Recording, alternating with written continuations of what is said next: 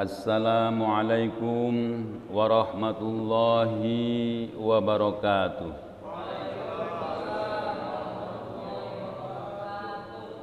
Alhamdulillahi nahmaduhu wa nasta'inuhu wa nastaghfiruh wa na'udzu billahi min sururi anfusina wa min sayyiati a'malina. May yahdihillahu fala mudhillalah wa may yudlil fala hadiyalah. Asyhadu an la ilaha illallah wahdahu la syarikalah wa asyhadu anna Muhammadan abduhu wa rasuluh la nabiyya ba'dah. Allahumma salli wa sallim ala sayyidina wa maulana Muhammad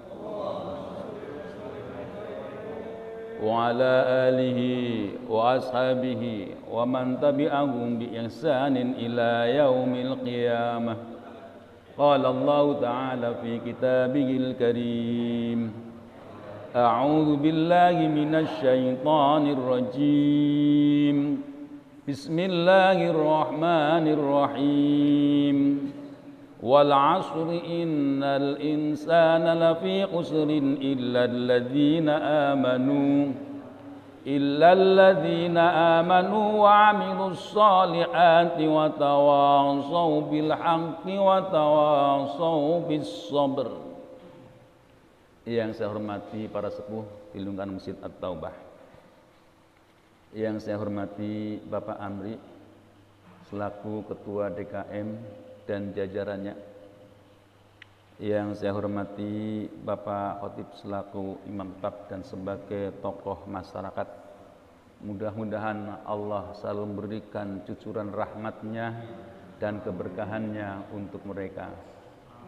Tidak lupa hadirin jamaah Masjid At-Taubah, bapak-bapak dan adik-adik sekalian yang ada di masjid, serta bapak ibu yang ada di rumah yang senantiasa menyimak bacaan ayat-ayat suci Al-Quran di setiap pagi Ahad. Tidak lupa para pemirsa YouTube yang berkesempatan untuk mendengarkannya atau melihatnya. Mari kita panjatkan puji syukur kehadirat Allah Subhanahu wa taala yang telah melimpahkan berbagai macam bentuk kenikmatan, baik nikmat dohir maupun nikmat batin, terutama nikmat iman dan Islam. Salawat dan salam kami limpahkan kepada junjungan Nabi Agung, Nabi besar Muhammad sallallahu alaihi wasallam, yang telah membina umatnya dengan penuh rasa kasih sayang, dan contoh-contoh yang patut kita ambil, baik itu dalam kehidupan pribadi, keluarga, kelompok, dan bahkan berbangsa dan bernegara. Hadirin jamaah Masjid At-Taubah yang saya cintai, mari kita teruskan kaji kita, yaitu masih surah An-Nur. Seperti biasa saya awali dan diikuti. A'udzu billahi minasy syaithanir rajim.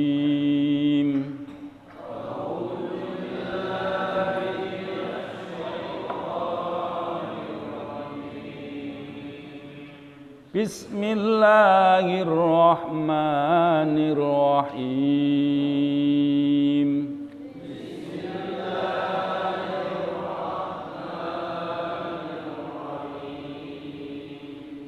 Ya ayyuhalladzina amanu la tattabi'u khutuwatisy syaitan.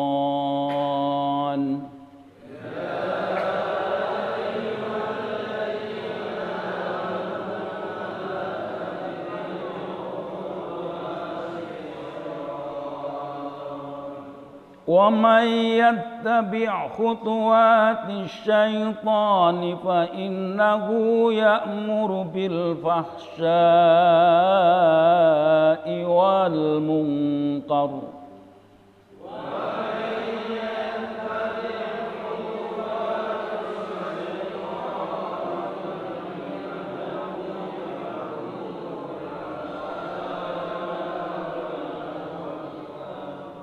ولولا فضل الله عليكم ورحمته ما زكى منكم من أحد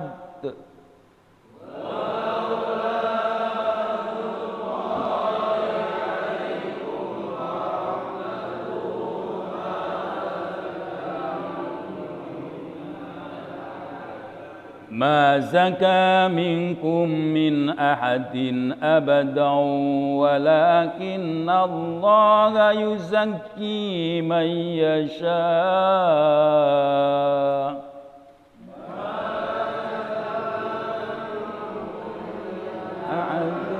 أبدا ولكن الله يزكي من يشاء والله سميع عليم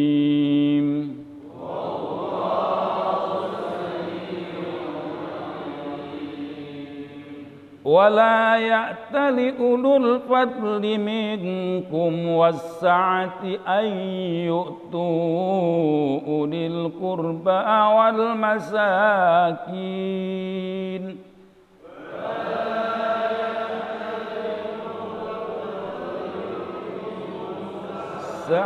أن يؤتوا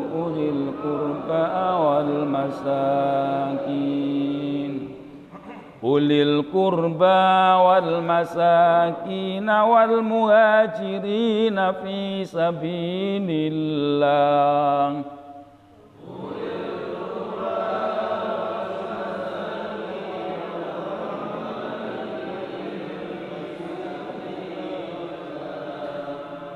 وليعفوا وليصفحوا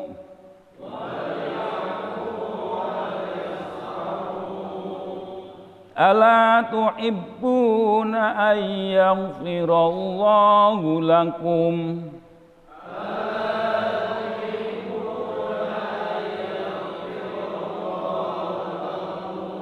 والله غفور رحيم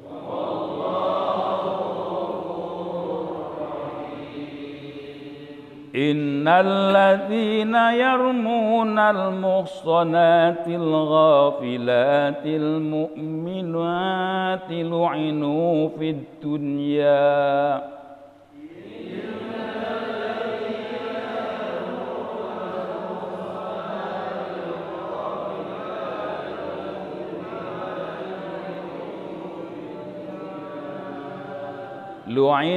في الدنيا والآخرة ولهم عذاب عظيم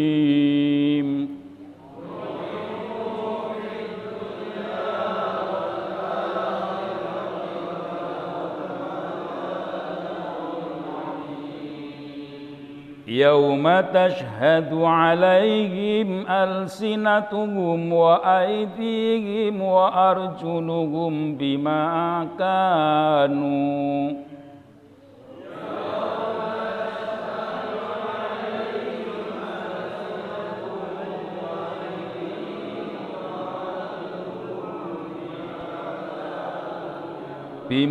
كانوا يعملون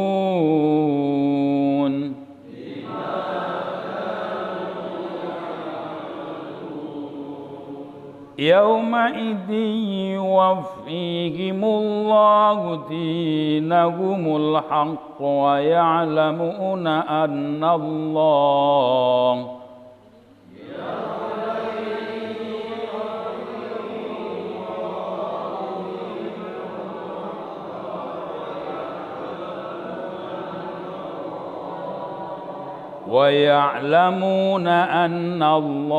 هو الحق المبين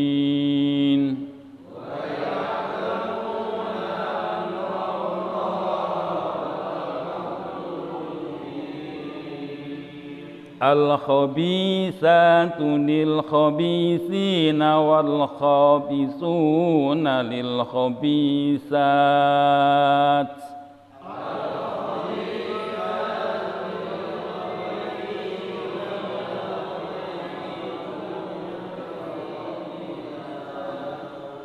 والطيبات للطيبين والطيبون للطيبات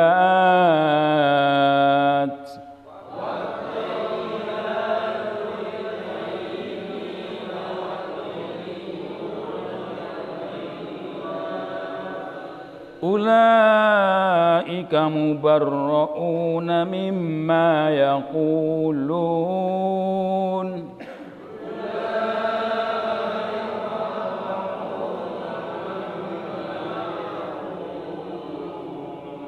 لهم مغفرة ورزق كريم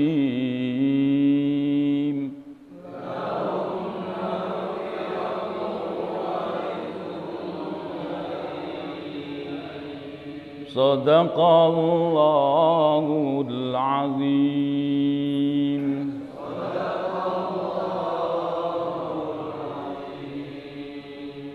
Hadirin jamaah Masjid At-Taubah yang saya cintai,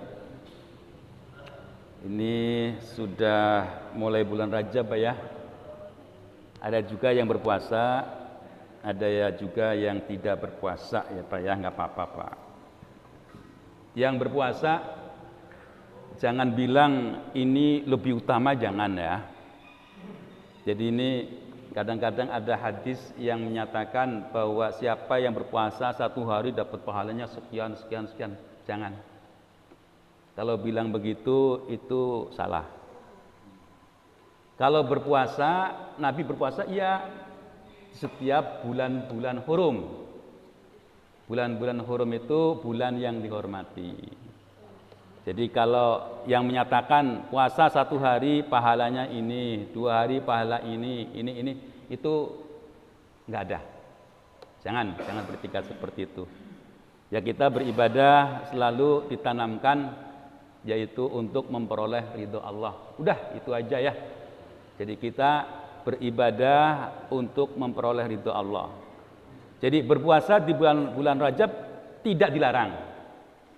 Karena Nabi pun setiap di bulan-bulan yang disebut dengan bulan hurum, yaitu ada 4 ya Pak ya, Dzulqa'dah, Dzulhijjah, Muharram, dan Mencil ini Rajab yang sendirian.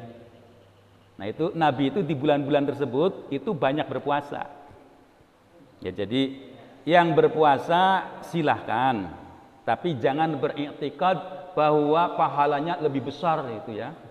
Itu jangan. Dari bulan-bulan yang lebih difardukan, jangan. Yang tidak berpuasa jangan bilang itu nggak ada sumbernya, salah juga.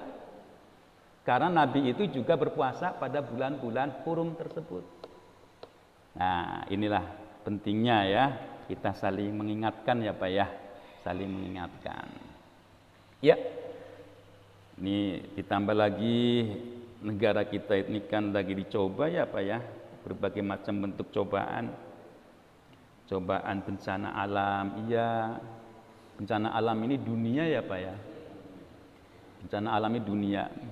India sungai Nilnya itu jebol hanyut ya jadi di mana-mana lah gitu ya.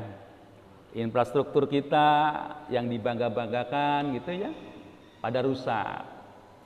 Ya memang kita itu diingatkan oleh Allah, jangan berbangga-bangga diri gitu ya.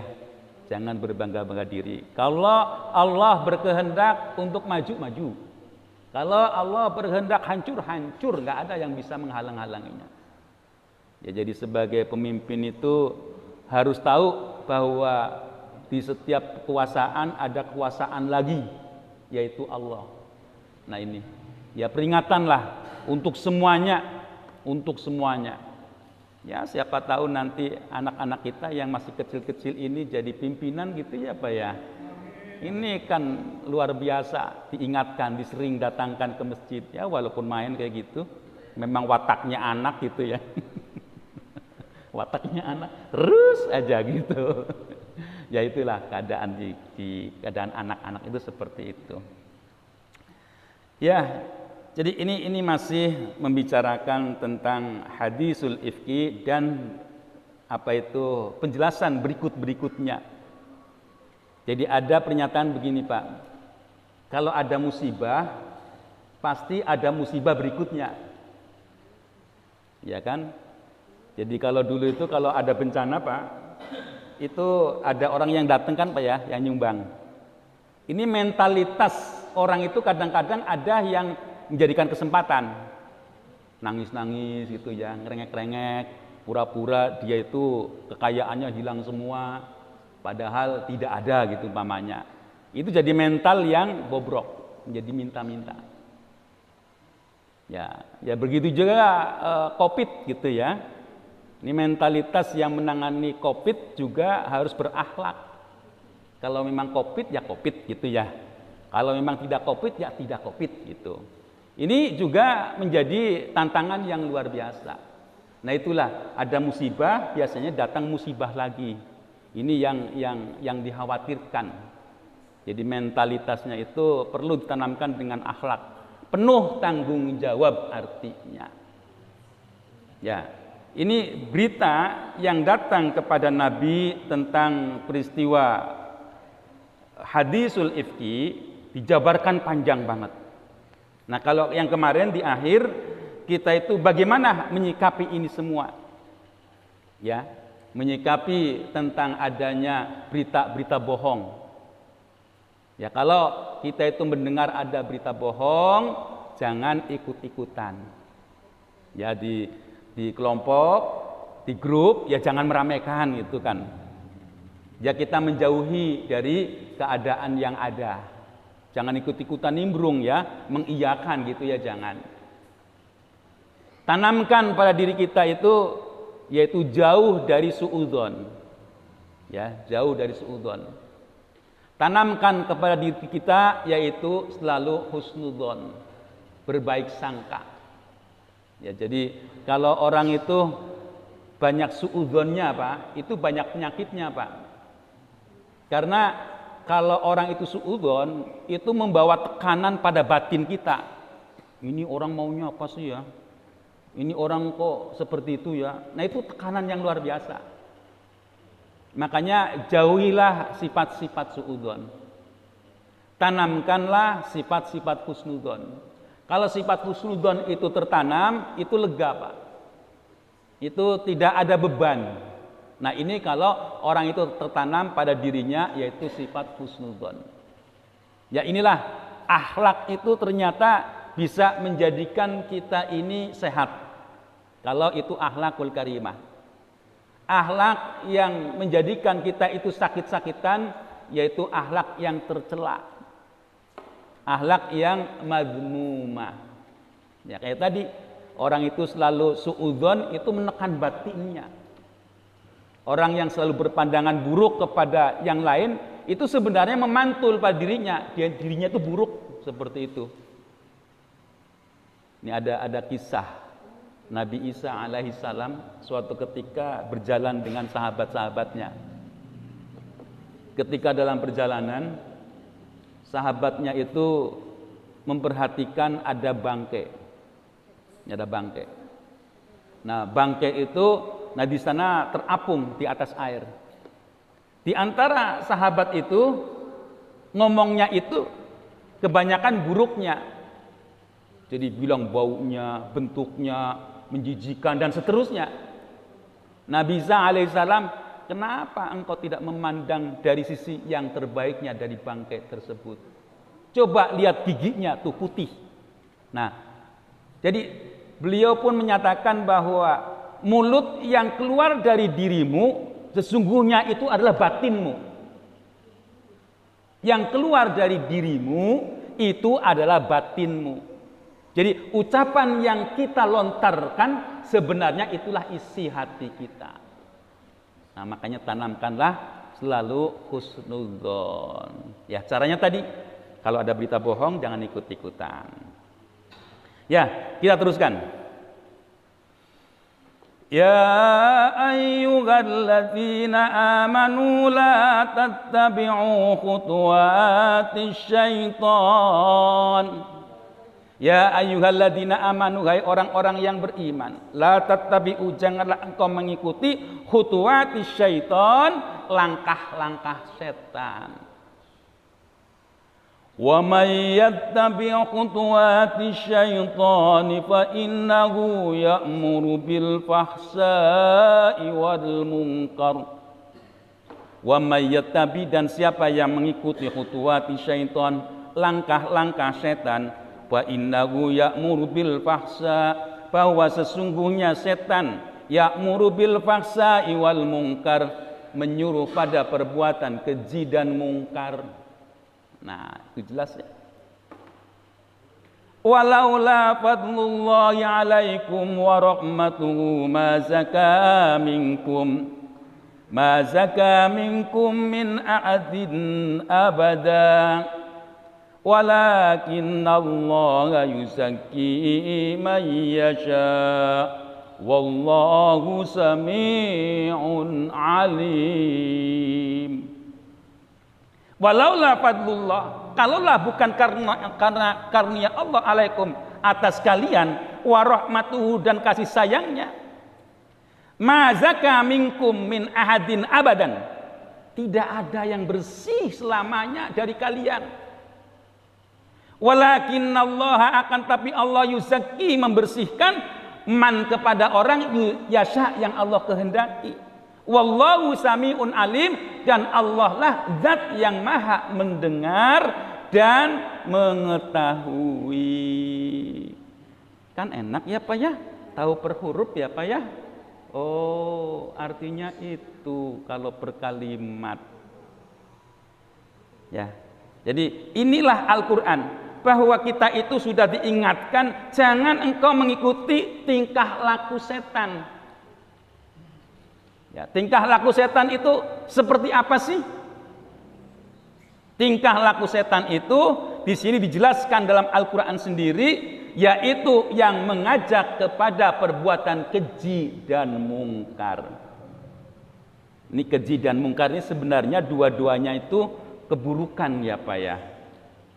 Tapi yang paling parah yaitu yang keji. Yang keji. Jadi kalau mungkar itu sebenarnya perbuatan yang menyimpang. Kalau yang keji itu lebih dari mungkar. Jadi kalau orang itu berbuat salah, itu mungkar. Kalau sampai dia itu lebih dari itu, nah itu keji. Umpamanya ada orang gini Pak, membunuh. Membunuh itu mungkar ya Pak ya. Terus mencincang, perbuatan keji, itu yang seperti itu. Ya, jadi membunuh itu mungkar. Mencincang, tidak ada lagi rasa kemanusiaannya, itu disebut keji. Nah, kalau dalam Al-Quran itu perbuatan keji apa aja? Homer Pak, minum homer, itu termasuk perbuatan keji. Terus ada lagi yaitu judi, itu keji. Ya udah, kalau orang sudah minum homer itu hilang akalnya, maka dia pun bisa menghalalkan yang haram dan mengharamkan yang halal, bolak-balik. Kan ada ya kisah, ada seorang alim yang digoda oleh perempuan nakal. Di sana digoda, datang ke suatu pesta, ya, ke suatu kehidupan malam. Di sana diajak, ayo kita minum, enggak ah. Ayo kita madon, gitu, enggak ah. Ayo kita bunuh, enggak ah. Dipaksa-paksa terus, ah minum aja ah gitu. Ternyata setelah minum, madon iya, terus membunuh juga iya. Nah ini, jadi inilah perbuatan mungkar itu yang sudah menyimpang. Sedangkan keji yaitu yang membawa kerusakan. Judi itu kan mengambil yang tidak haknya dengan permainan. Ya, kejinya di sana itu kalau orang sudah berbuat judi itu ya apa aja disajikan. Ini mohon maaf, kalau orang-orang yang suka judi itu Pak, apa aja dijudikan Pak. Kalau dia itu duitnya habis, bisa bajunya Pak kita jadikan taruhan. Bajunya habis, celananya Pak ditaruhkan. Bisa jadi dia itu pulang pakai cancut. Nah ini karena apa? Keji. Ya, jadi menggunakan uang yang bukan pada tempatnya itu mungkar. Kalau berjudi itu keji. Nah ini, ya jadi makanya dalam Al-Quran itu sesungguhnya setan yaitu yang mengajak kepada perbuatan keji dan mungkar. Diingatkan lagi, sifat setan itu seperti itu. Ini setan itu kan kalau sudah menggoda kita Pak ya, kita nafsunya luar biasa. Keinginannya itu untuk berbuat keji itu menggebu-gebu gitu. Ketika orang itu sudah berbuat salah, itu maka dia pun merasakan, kok saya berbuat seperti ini. Nah, di sana itu setan setelah menggoda, dia itu berbuat sukses, maka dia tinggalkan. Urusanmu saya nggak ikut-ikutan, kira-kira seperti itu. Kalau orang dibilang urusanmu saya nggak ikut-ikutan, itu kan perasaannya itu perasaan getun kalau orang Jawa bilang, Pak. Getun apa ya? Merasa, ya Allah kok saya berbuat seperti ini gitu. Merasa rugi banget, merasa bersalah. Kira-kira seperti itu.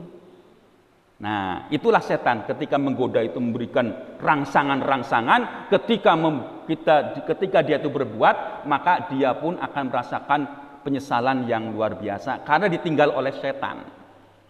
Nah, oleh karena di sini, kalaulah bukan karena karunia Allah dan rahmat Allah, maka orang yang berbuat salah itu tidak akan bersih selama-lamanya. Ya, jadi sesungguhnya orang itu hidup Pak ya, ini seperti yang dinyatakan oleh A'agim. Ketika di LC, beliau itu duduk dengan Pak Amin Rais. Kalau Pak Amin Rais kan ngomongnya akademisi ya Pak ya. Kalau Pak A'agim ini kan memang dai, ngomongnya itu merakyat. Ketika dia itu ngomong, kita ini hidup gitu ya, gayanya kan gitu ya, hidup itu sesungguhnya Allah yang maha penutup dan Allah lah yang maha pembuka. Kalau Allah itu sudah berkehendak untuk membuka aib kita, maka tidak ada lagi yang bisa menutupnya. Tapi kalau Allah sudah berkehendak untuk menutupinya, maka tidak ada lagi yang bisa membukanya. Jadi aib kita ini sebenarnya ditutupi oleh Allah. Jadi yang dimunculkannya oleh Allah kemuliaannya. Nah ini, jadi kalau Allah sudah berkehendak untuk membuka aib, itu tidak ada lagi yang bisa menutupinya. Kalau Allah sudah menutupinya, tidak ada lagi yang bisa membukanya. Semuanya itu karena kehendak Allah. Walaupun itu barang sepele. Nah ini, ya jadi inilah gambaran orang-orang itu sesungguhnya bisa mulia ya karena Allah. Orang itu bisa hina ya karena Allah. Bukan karena siapa-siapa. Kalau Allah berkehendak untuk merendahkan seorang ya rendah. Kalau Allah berkehendak untuk mengangkat derajat seseorang, maka ya mulia. Itulah kehendak Allah. Ya, makanya apa-apa itu janganlah menunjukkan keakuannya. Jangan menunjukkan inilah aku hebat, itu jangan. Apalagi para penguasa, itu jangan. Ya kan banyak ya contoh-contoh bagaimana kalau zaman dahulu itu raja-raja zaman dahulu itu menunjukkan kehebatannya, tapi tidak dekat dengan Allah, akhirnya hancur. Ya, jadi kalau orang itu tidak dekat dengan Allah, maka mereka itu akan hancur. Nah inilah ada sesuatu yang dahsyat yaitu dari Allah Subhanahu wa taala. Ya jadi di sini walakinnallaha yuzakki mayyasha. Akan tetapi Allah akan membersihkan kepada orang yang Allah kehendaki. Wallahu sami'un alim, dan Allah itu adalah zat yang maha mendengar dan maha melihat. Wala ya'tali ulul fadli minkum was-sa'ati ay yu'tu unil qurba wal masakin wal muhajirin wal muhajirin fi sabilillah wal ya'fu wal yasfahu ala tuhibbuna ay yaghfirallahu lakum Wallahu ghafurur rahim. Wala ya'talil ulul fadli minkum, dan janganlah engkau itu bersumpah, ulul fadli yang mempunyai keutamaan, yang mempunyai karunia Allah, minkum dari kalian, wasa'ah dan keluasan, ayatu ulil qurba, untuk menyampaikan, untuk memberikan kepada orang-orang yang dekat, wal masakin dan orang-orang miskin, wal muhajirin dan orang-orang yang berhijrah, fi sabilillah, di jalan Allah, wal ya'fu wal yasfahu, maka maafkanlah, maka bukakanlah kelegaannya. Ala tuhibbuna ayyaghfirallahu lakum, tidakkah orang yang kamu cintai, ayyaghfirallahu, Allah akan mengampuni, lakum, bagimu, wallahu ghafurur rahim, dan Allah adalah zat yang maha pengampun dan maha belas kasihan. Ini masih ada kaitannya dengan hadisul ifki, Pak. Jadi ini berkaitan dengan Abu Bakar. Abu Bakar itu kan ibu dari Aisyah. Ketika Aisyah itu dipulangkan, dia itu sebenarnya nggak pulang. Aisyah itu cerdas, meminta kepada Rasul karena tidak enak, ya, ada isu-isu yang tidak mengenakan, maka Aisyah pun meminta kepada Rasul karena cerdasnya gitu, ya Rasul, bolehkah aku ke orang tuaku? Ya, jadi tidak bilang antarkan aku ke orang tuaku, enggak kayak nyanyian, Pak, ya, pulangkan saja gitu, ya, enggak begitu. Tapi minta izin, ya Rasul, bolehkah aku ke orang tuaku, gitu. Nah, karena bilang seperti itu, Rasul pun mengangguk, iya. Ya, pulang. Setelah pulang, di sanalah disapa oleh ibunya. Dia nangis. Benarkah ibu bahwa di masyarakat yang ada di sekitar sini sedang membicarakan aku? Kata ibunya, hai anakku yang cantik, hai anakku yang cerdas, kamu itu ujiannya luar biasa mendampingi seorang Rasul, mendampingi seorang pemimpin, mendampingi orang yang dekat dengan Allah. Ujiannya itu luar biasa. Ini hanyalah ujian bagimu. Dia tambah sedih.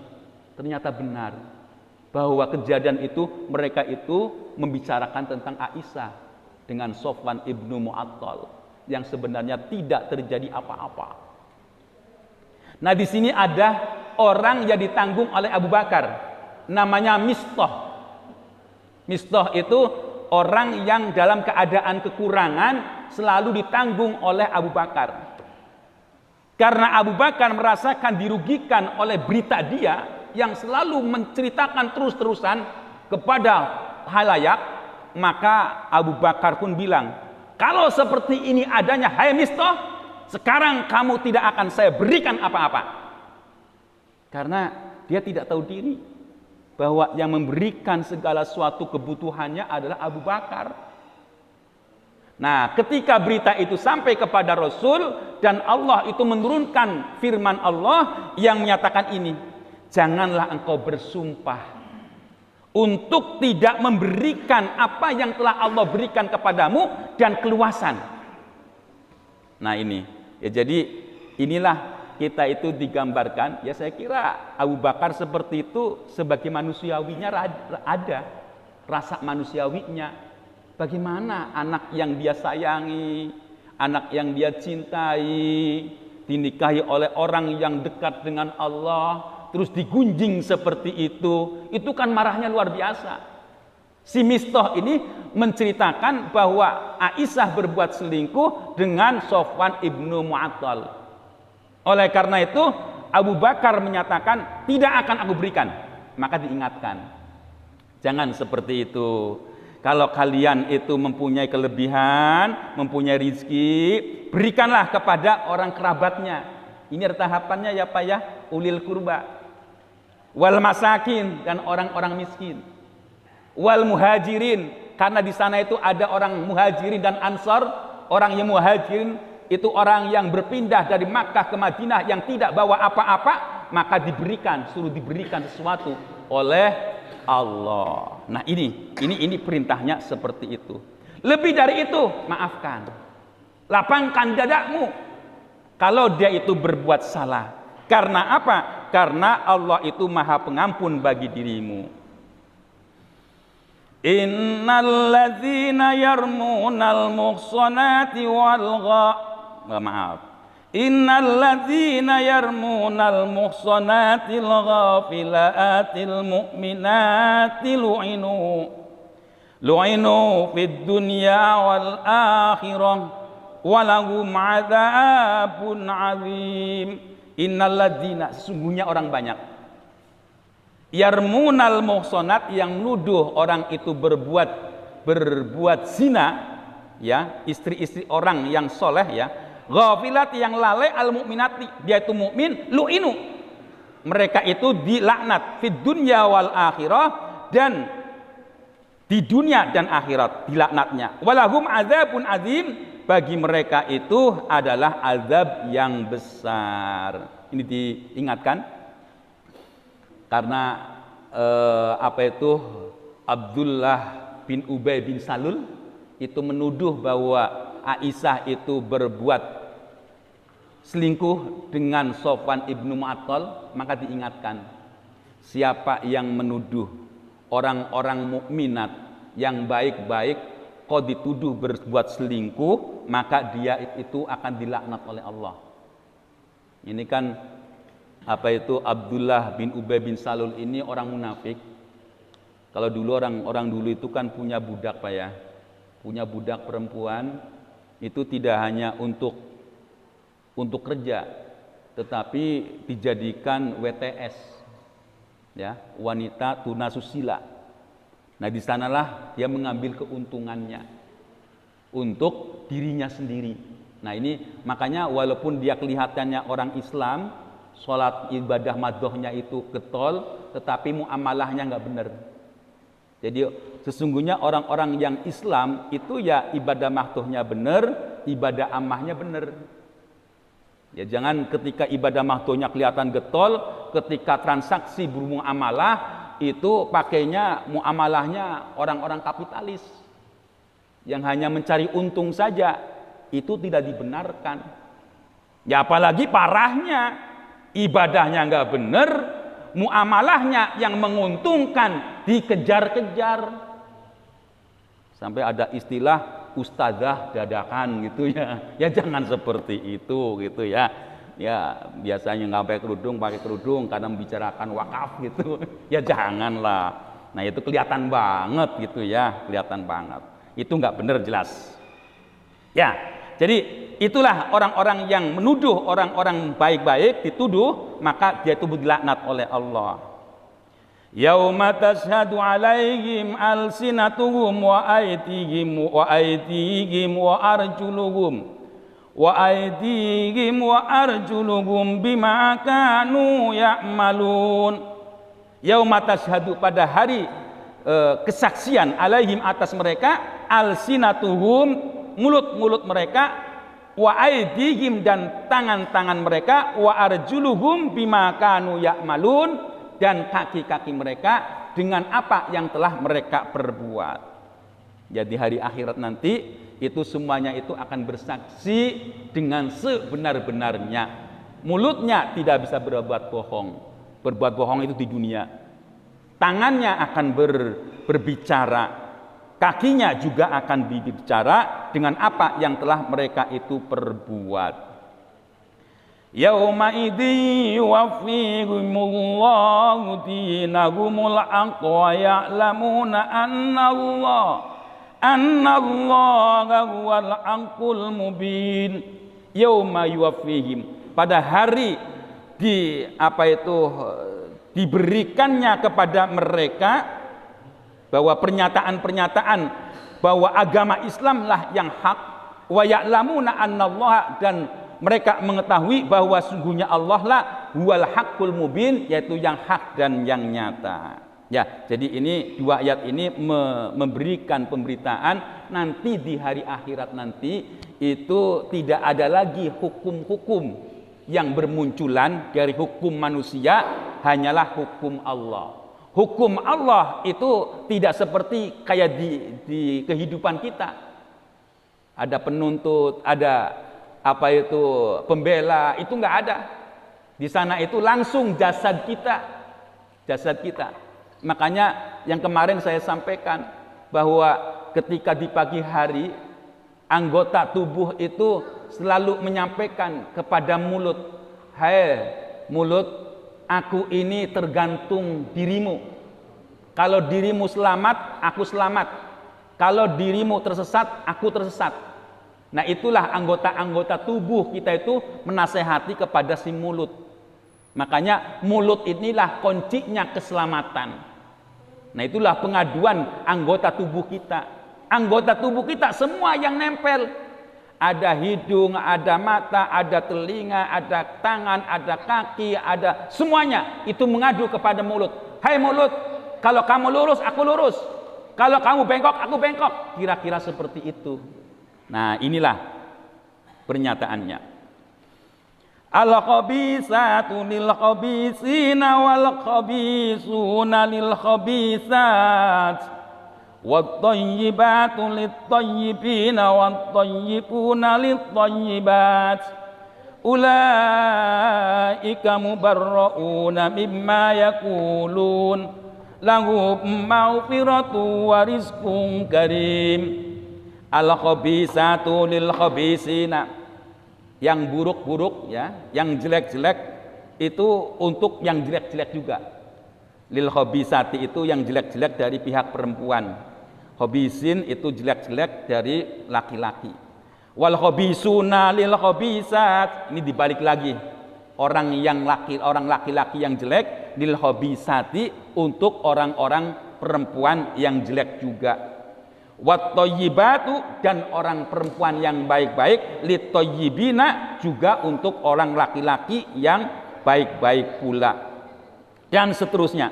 Ulaika mubarrauna mimma yaqulun, dan itulah bagaimana Allah itu membersihkan mimma yaqulun, dari apa yang telah mereka perbuat. Lahum maghfiratun, bagi mereka itu ampunan, wa rizqun karim, dan rizki yang mulia. Ini ayat ini Pak, ini menolak bahwa Aisyah itu berbuat selingkuh, Aisyah itu berbuat nyeleweng. Jadi sudah dinyatakan kalau orang perempuan baik itu untuk laki-laki yang baik-baik, laki-laki yang baik maka untuk perempuan yang baik-baik. Itu sudah ditentukan oleh Allah seperti itu. Makanya Pak, dulu itu ya yang namanya WTS di zaman Nabi itu juga banyak. Yang namanya WTS itu kan cantik-cantik Pak. Ya kalau nggak cantik siapa yang mau ya Pak ya. Nah sahabat pun ada di antara mereka itu, ada yang tergiur karena kecantikannya. Ada di antara mereka itu sahabat yang muhajirin itu tergiur dengan perempuan-perempuan cantik yang notabene adalah kupu-kupu malam. Maka ditegur oleh Rasul bahwa orang-orang yang cantik-cantik yang seperti itu, yang menjual dirinya, tidak menghargai dirinya, itu rendah. Maka janganlah engkau nikahi. Makanya di dalam Al-Quran itu kan jelas ya, bahwa yang pandangan matamu menurutmu itu cantiknya luar biasa, kalau dia itu yang berbuatnya perbuatan jahat, maka jangan dikawini. Maka lebih baik kamu menikahi orang yang, mohon maaf dalam tanda kutip, yaitu bermuka hitam, tapi dia itu adalah orang yang beriman. Dan ini juga menunjukkan bahwa istri-istri para rasul itu terjaga Pak. Semuanya nggak ada yang tidak terjaga. Sekarang jadi pertanyaan, bagaimana kalau nabi-nabi seperti Nabi Lut? Nah, apakah dia terjaga? Nabi Ayub yang ketika gatal-gatal terus tinggal oleh istrinya, apakah mereka itu terjaga? Terus Nabi Nuh juga demikian, yang setia hanya satu istrinya yang setia, yang lain nggak setia. Apakah mereka juga tidak terjaga? Yang terjaga di sini maksudnya adalah terjaga farjinya, ya Pak ya. Jadi terjaga furujnya, ya, terjaga harga dirinya. Jadi mereka itu tidak ada yang buat leweng, itu nggak ada. Semuanya istri-istri Nabi itu taat. di dalam melayani sebagai istri. Kalau masalah nyeleweng, tidak mau mengikuti petunjuknya, itu lain lagi. Nah, itu yang dimaksud bahwa para istri Nabi itu terjaga itu seperti itu. Ya ayyuhalladzina amanu la tadkhulu buyutan ghairu buyutikum wallahu a'lamu bissawab. Itulah yang dapat sampaikan di pagi hari ini. Sudah barang tentu yang benar datangnya dari Allah, yang salah dari saya semata. Wabillahi taufiqul hidayah wal 'afwu minkum. Wassalamu alaikum warahmatullahi wabarakatuh.